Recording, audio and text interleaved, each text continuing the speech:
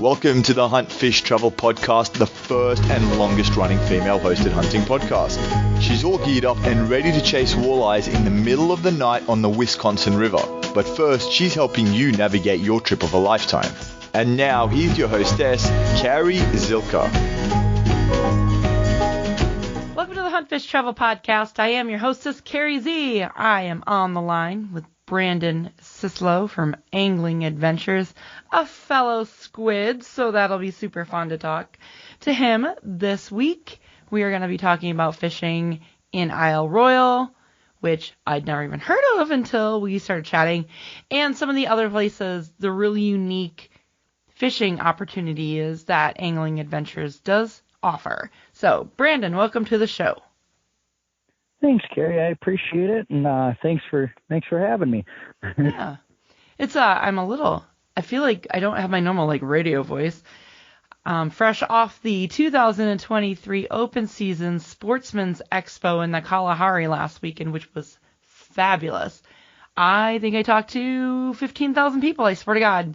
So I apologize that my voice is slightly scratchy, but I think it'll be okay. So. Well, at least it kept you busy, right? Yeah, and you're going to do all the talking, so.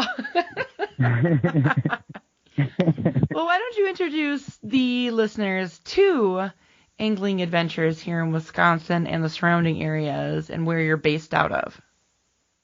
Yeah, so my name is Brandon, and I started Angling Adventures here a little over a year ago. We're coming into our first full season, so we've been setting up for some big trips.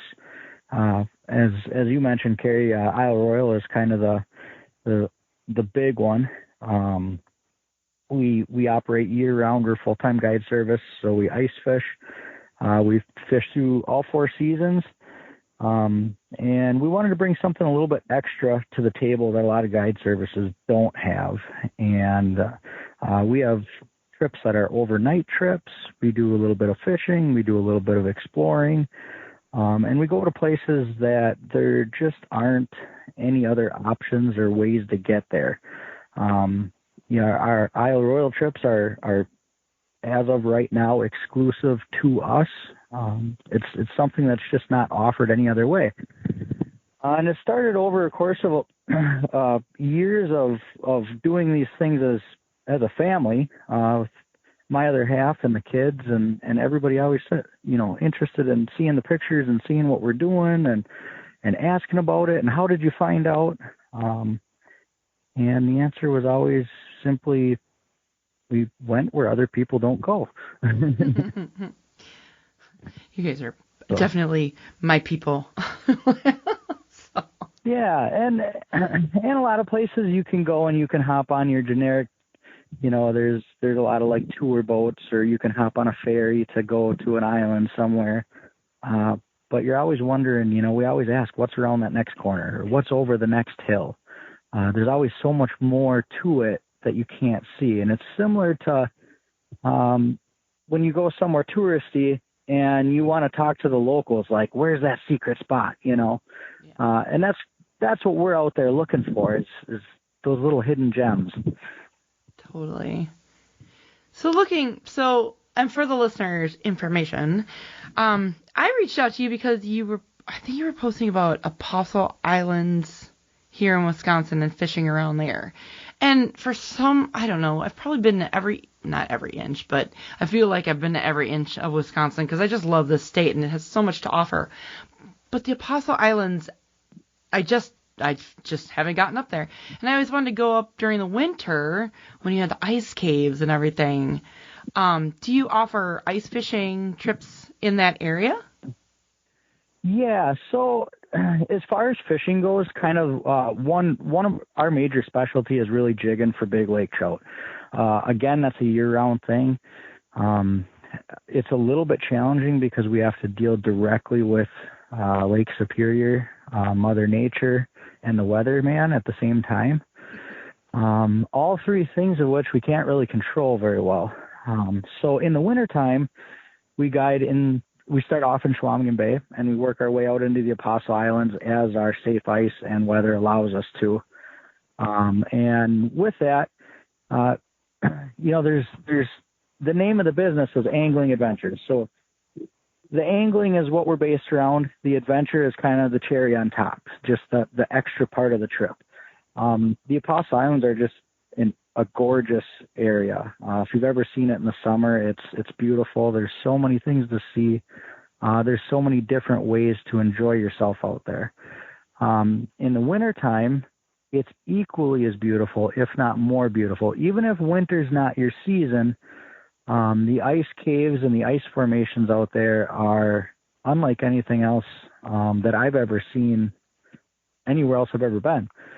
And a lot of times, so if we're out fishing for the day, we try to incorporate that into our trips on the way back as long as it's safe to do so.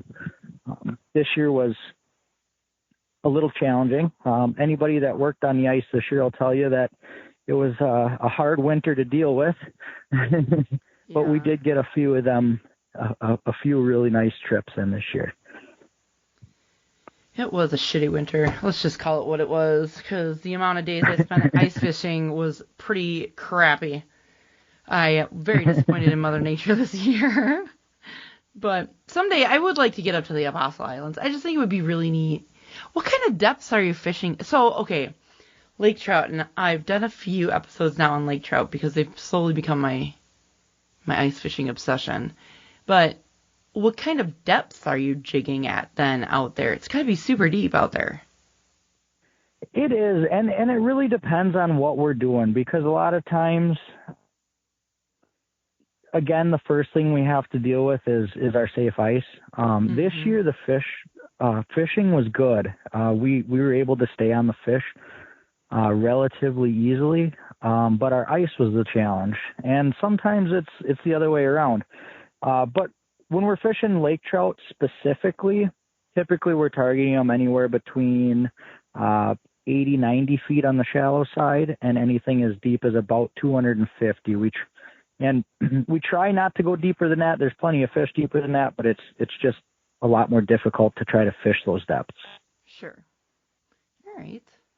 Well, and I specifically wanted to do this interview, too, to ask you about the Isle Royale, that you briefly mentioned it, and then I looked it up and I was like, whoa, this is really interesting. I looked it up, and can you tell the listeners where Isle Royale is located and why it doesn't belong to Wisconsin, which is super annoying? Of course. So Isle Royale is actually the closest land is Canada. It's closer to Canada, at about 15 miles, I believe, at its closest point. Its closest point to the United States is actually Minnesota, and it's about 23 miles from Grand Portage, which is right at the Canadian border. But Isle Royale actually belongs to Michigan, and just like most things it is annoying. Especially the process I have to go through being from Wisconsin to be able to think about that, right? So the legal side of making these things happen is interesting, but so it's closer to Minnesota, but just like what fuels most things in this world, it belongs to Michigan because of money.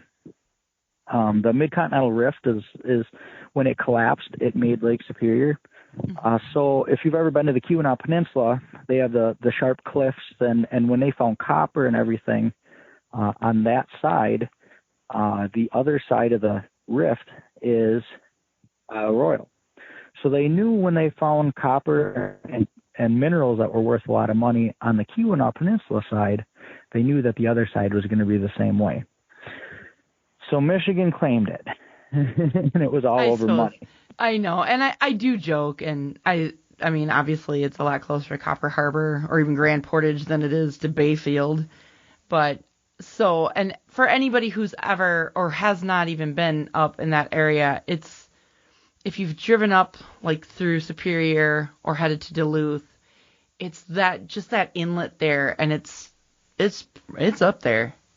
It's definitely up there, just south of Thunder Bay, which is pretty interesting. And I was even just kind of being nosy. I was like, oh, wow, they have like overnight camping. It's really inexpensive. It's $60 for a season permit or whatever. And it's just it's really interesting. It's just its own unique ecosystem, and it only has 19 mammal species. It's crazy.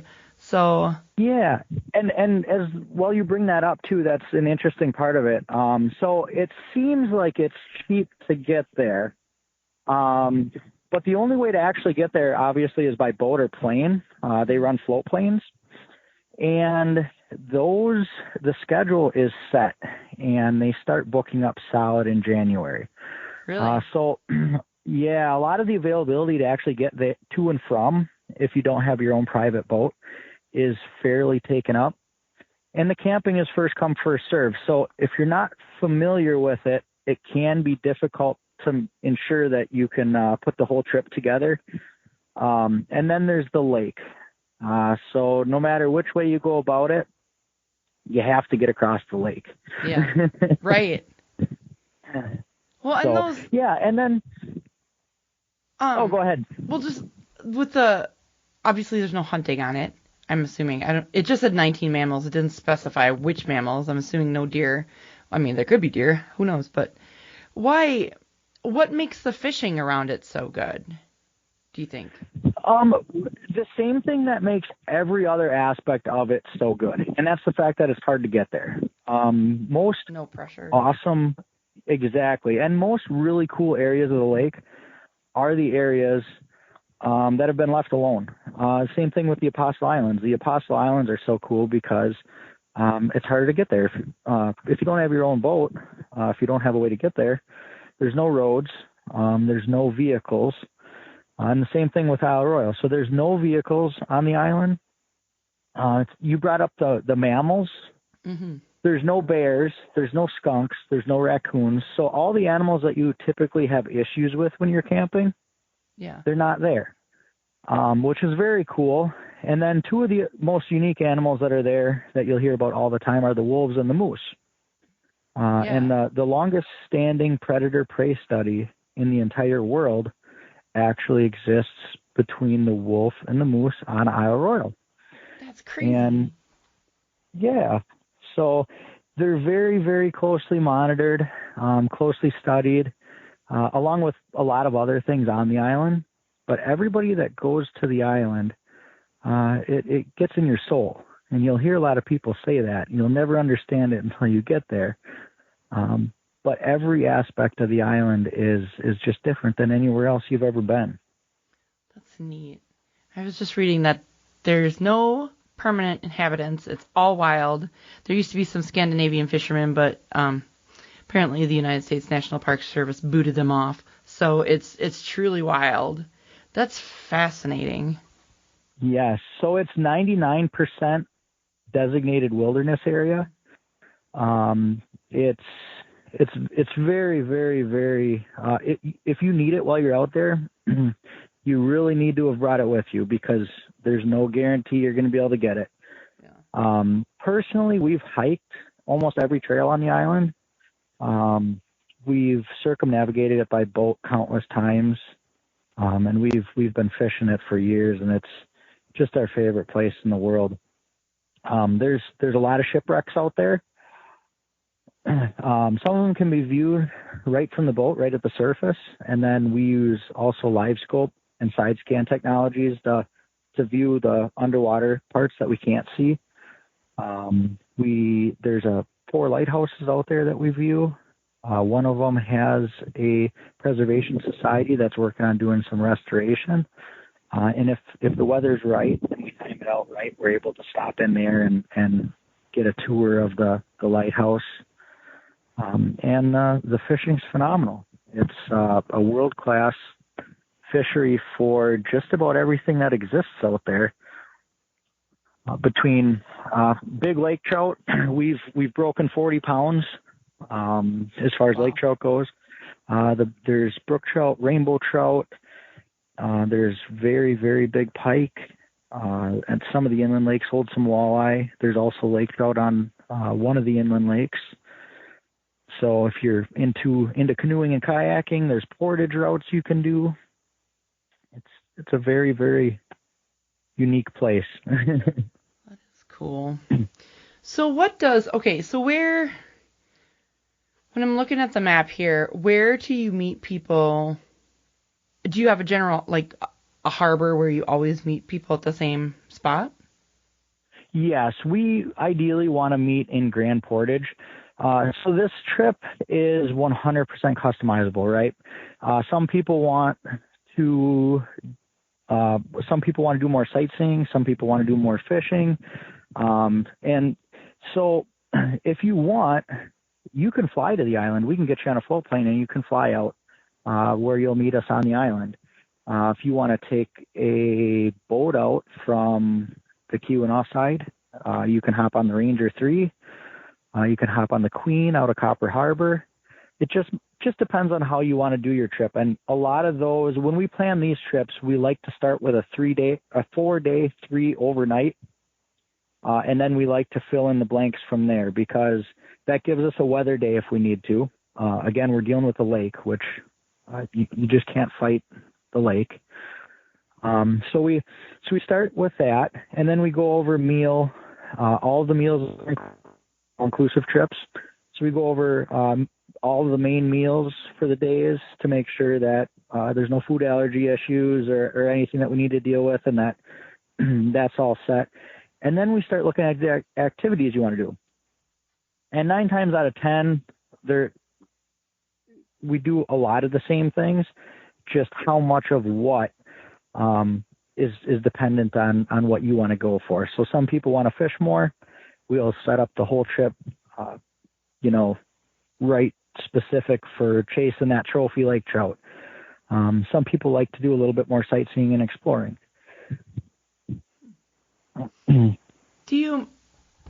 How many boats do you have or ships do you have in your fleet? Is it just we run one boat. Yep, one boat, and we run it's about a 22-foot boat, okay. And we run that boat. We would like to add one. It's hard to do because you can't find captains. Gotcha. We would like to add one. The hard part about it too is we need to see how this takes off. So we currently are the only private commercial permit authorized by Isle Royale to run these trips. So right now we are one of one. That may change as time goes on, but right now that's how we're operating, and trying to find the balance between, like I said, we're running these all inclusive.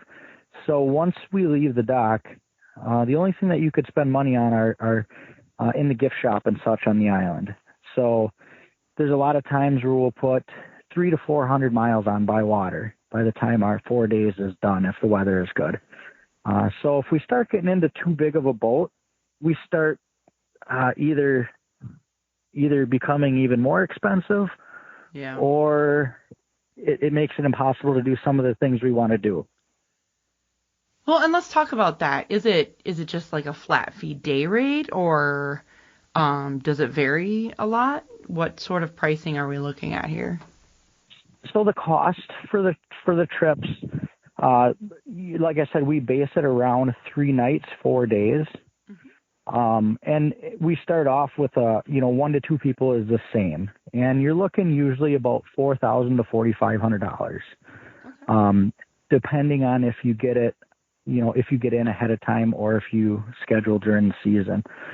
And it sounds like a lot of money, but right now we've been doing $45,000 to $5,000 for 3 people. Really, it comes out for a 4-day trip with everything included about $1,500 a person for 3 people, is what we've found. And that's not a lot of money. It's not a lot of money when you add in food and hotel and permits and gas. Good Lord, Yeah, it's your lodging, your food. And the other part that a lot of people don't realize until we get there is when we get to the island and we put gas in, and they see that it's 3 or 4 times what it costs on the mainland. Gas, yeah. Yeah, no kidding. Well, and even just time away from your family, and it's not like you just work your 8 hours and go home. So. Yep. And these days end up being very long. We maximize. I'm not a start up and shut down time kind of guy. when we go out there, we're out there enjoying it together. You know, I absolutely love it. I'm looking for something that I didn't find the last time. It's really a cool place. And some people, you know, like to stay up at night for the northern lights. Some people want to get up early and get exploring or fishing or whatever it is. The other unique thing is, for the most part, you said hotel. Or, so well, yeah, lodging. There is a lodge on the north side of the island, but we primarily stay in these three-sided shelters that they provide. Okay. So we have cots, sleeping bags, and we stay in these shelters. And so it is still, you know, that remote, you know, feeling to really it. It's way not up North Canadian experience almost, like, which it's just so like cool. That. Yeah. Yeah. So a lot of the people, like friends and family that I've had out there in the past, when they first show up to the island, their description is, you know, in the beginning of Jurassic Park when they're showing up to the island and it's just these great big cliffs and mountains, and like that's what they kind of tell me, is they feel like it's Jurassic Park. That's neat. That's so cool. So interesting. It's just I can't believe I've never heard of this place. I guess I've never really explored that far north into Superior, or, you know, just up along the Canadian border there, and I guess I should more. As a Wisconsin cheerleader, shame on me. But anyhow, so, and aside from Isle Royale and the Apostle Islands, where else do you take people fishing, or do you have these kind of excursions too? In the springtime, so we kind of shift off of Lake Superior as our ice goes away. And like right now, we're walleye fishing on the Bay of Green Bay. So I grew up in Marinette, just north of Green Bay. Okay. And that's kind of my home water. So it's kind of a step back, and chase the fish we chased growing up. So it's kind of a little bit less exciting, but if you're the avid fisherman that wants to catch a lot of walleyes, this is definitely the time to do it. Yeah. Cool. Very, very, very cool. Well, now it's very, very different. I need to get out a credit card, so thanks for that. Yeah, because this is just fascinating. Your website is anglingadventures.co. I'm assuming all the information is there in case somebody wants to call you up or send you an email, even inquiring or have questions. Your website's really nice, by the way. It's really user friendly. Just an FYI. Well, which I always appreciate. Yep, I do have the booking site shut down right now. I'm having a little bit of background issues, but the website does have a lot of the information and all of the contact information you would need to get a hold of me. Neat.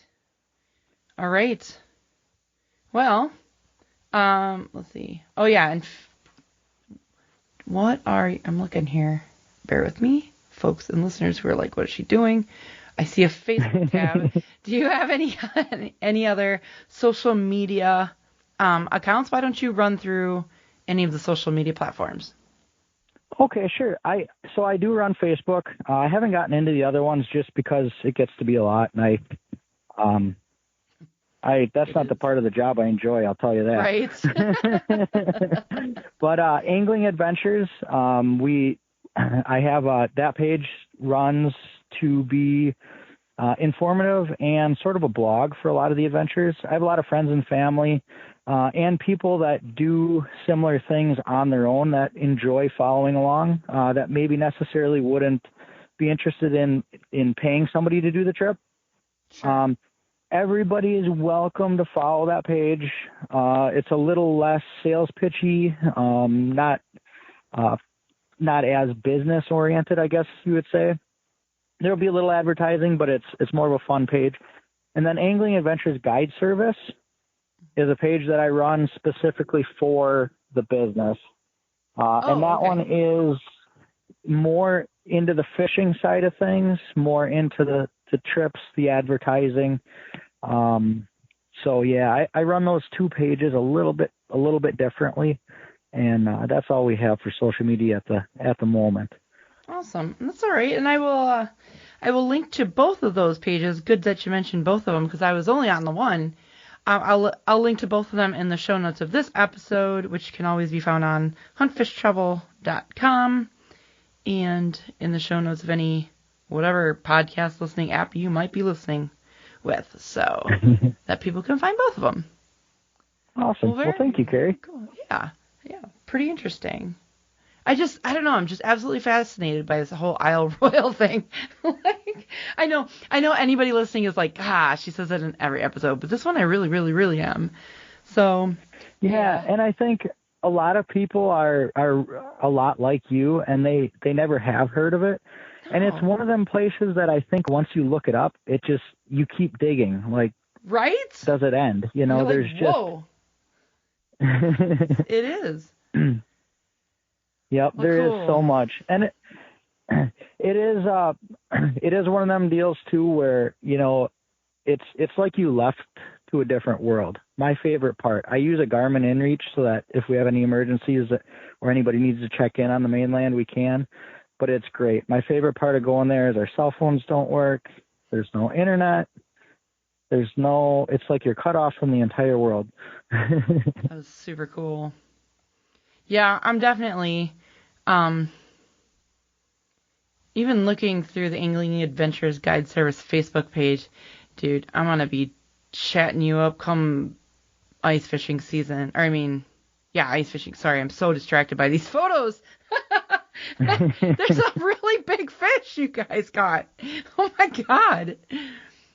And I cannot come and book with you. This is gonna be so great. We like the trophies, the trophy fisheries. Mm-hmm. So even some people don't want to do a real long trip, but Standard Rock is another place.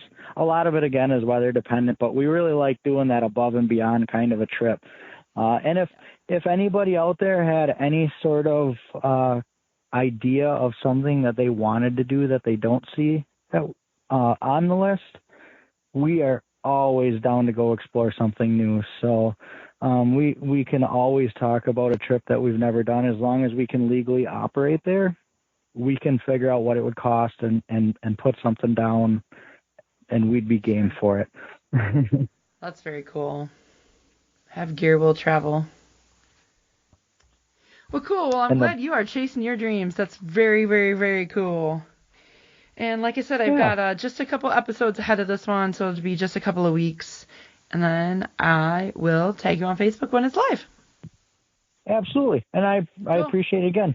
Good time. If you ever want to get up there, just, get you in for, just try to slide it in to an area where where it's all.